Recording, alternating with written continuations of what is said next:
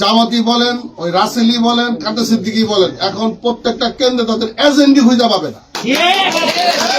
আগামী বাংলাদেশটা বিএনপি ব্যতীত কারো স্বপ্ন দেখাটাও মানে ওটা দুঃস্বপ্ন হয়ে দাঁড়াবে। আমরা সকলে একটা প্রতিজ্ঞাবদ্ধ হই যে আমরা স্ব কেন্দ্রে যে যে এরিয়া, একটা কথা আপনারা যে যত কথাই বলো যে এই ক্লাবে রাসেলের টাকা ঢুকছে, এই ক্লাবে জামাতের টাকা ঢুকছে, আমি আপনাদেরকে একটা কথা বলে দিই, টোটাল বাসাইল সখীপুরে একমাত্র বিএনপির প্রার্থী ব্যতীত জামাতি বলেন, ওই রাসেলি বলেন, কাটা সিদ্দিকি বলেন, এখন প্রত্যেকটা কেন্দ্রে তাদের এজেন্ডি খুঁজে পাবে না।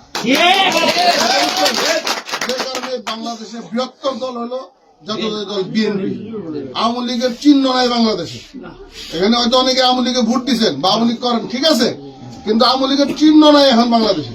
যে কারণে বিএনপি ব্যতীত আপনারা দেখতে পাচ্ছেন 25শে ডিসেম্বর তারেক রহমান দেশে আসছে, কি পরিমাণ মানুষ তাকে স্বাগত জানাতে রাস্তায় রাস্তায় গেছে।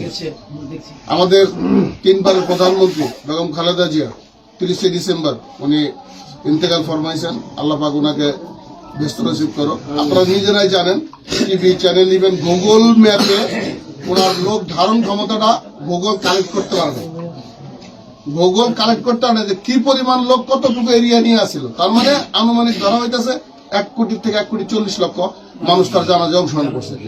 এটাতে কিন্তু বোঝা যায় যে আপনার বাংলাদেশ, আগামী বাংলাদেশটা বিএনপি ব্যতীত কারো স্বপ্ন দেখাটাও মানে ওটা দুঃস্বপ্ন হয়ে দাঁড়াবে। যে কারণেই আমরা যদি সকলের জায়গা থেকে সকলেই একত্র হইয়া যার যার জায়গাটা ঠিক রেখে আমরা যদি আহমেদ আজম ভাইয়ের জন্য একটু চেষ্টা করি, আমাদের বাসার থেকে কিন্তু একটা এমপি খুব সহজে আমরা পেয়ে যাবো ইনশাআল্লাহ। কালকের পৌলিতে আপনার নেওয়াজলি পীর সাহেবের অনেক বড় 53তম ওরস একটা হয় প্রতি বছরই, তো সেখানে প্রায় আমাদের কাঞ্চনপুরের থেকে পৌলির লোকজনটা বেশি হয়।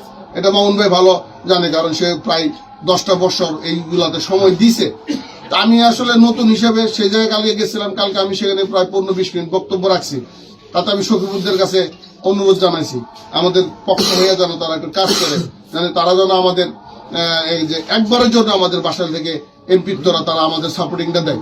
সেখানে সখীপুরের কিছু মেম্বার, কিছু নেতৃবৃন্দ ছিল, তারা একপরে একটা কথা বলছে যে আমরা সখীপুর থেকে 70% ভোট ইনশাল্লাহ এবার আমরা ধানের শীষে আহমেদ আজমকে দেবো।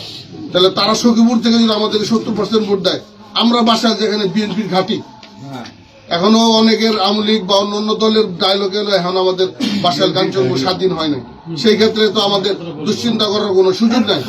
আমি সকলকে অনুরোধ রাখবো যে 12 তারিখের নির্বাচনে সকলেই যার যার জায়গা থেকে সুন্দরভাবে ধানের শীষের হয়ে কাজ করব।